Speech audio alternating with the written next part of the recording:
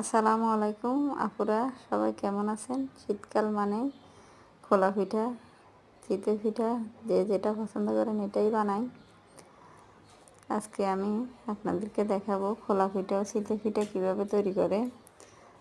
আমি 3 ফার মতো নিছি চালের গুঁড়, নর্মাল পানি দিয়ে ভালো করে মেখে নিলাম।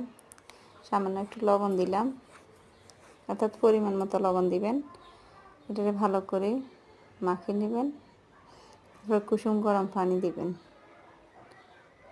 প্রথমে নর্মাল পানি দিয়ে একটু গলে নেবেন, তারপরে কুসুম গরম পানি দিয়ে ভালো করে গলে নেবেন। তারপরে ডিম দিবেন।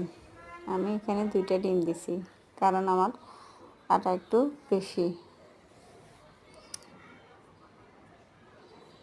আমি এটাতে তো 2 রকমের পিঠা বানাবো।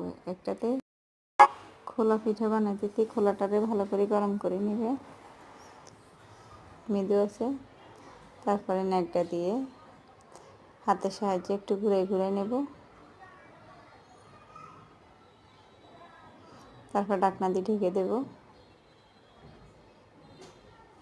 5 সেকেন্ড 6 সেকেন্ড পরে দেখবেন যে পিঠাটা হয়ে গেছে। এবার খুন্তির সাহায্যে আমরা তুলে নেব।